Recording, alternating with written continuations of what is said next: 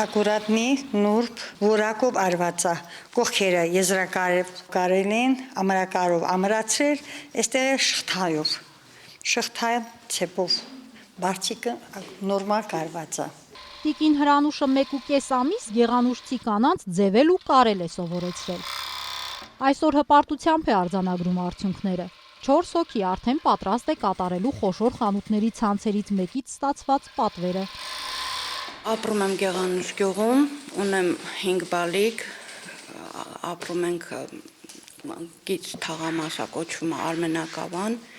այնտեղից եմ գալիս ես, աշխատել եմ շատ տեղեր, ունեմ միջնակարգ կրթություն, բայց քանի որ քաղաքից գյուղ գնալը խնդիր է, չեմ կարողանում էլ քաղաքում աշխատանքի գնամ, որովհետև ժամային գոտիները տրանսպորտը չի համապատասխանում։ Մեր բարերարների շնորհիվ մենք ստեղ ունենք մեր աշխատանքը, հուսանք կլինի հավետ։ Գործազրկության խնդիրը գեղանուշցիներն ազգային ժողովի падգամավոր Դավիթ Դանիելյանին հանդիպումներից մեկի ժամանակ էին ներկայացրել։ Երկար քննարկումներից հետո որոշվել է, որ կանանց աշխատատեղով ապահովելու լավագույն տարբերակը կարի արտադրամասն է։ Որոշեցինք ձեռք բերել հենց գյուղում առանձնատուն, որը վերանորոգեցինք 3 տարվա ընթացքում եւ կարի արտադրամասը արդեն պատրաստ էր, սակայն մասնագիտական խնդիր կար եւ գյուղի կանանց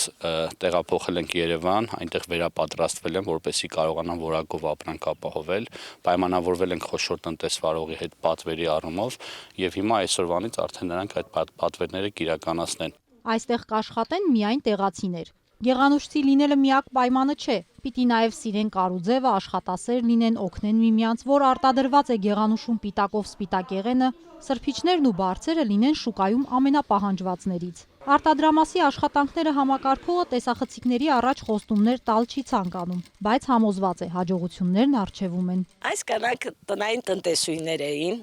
հիմա սա իրանց համար նոր աշխատանք է, պիտի աշխատենք, տեսնենք լավ է, վատ է, հետո կպատասխանենք ձեր հարցերին, բայց կձգտենք անպայման ուրախացնենք բոլորին։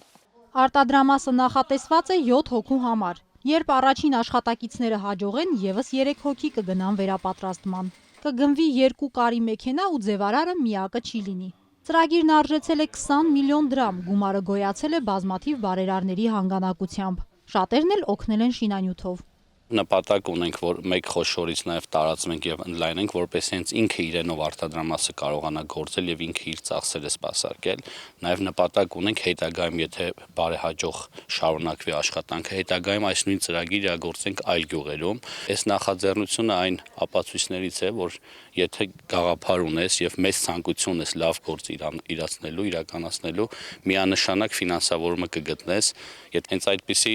մոդելով էլ այս արտադրամասը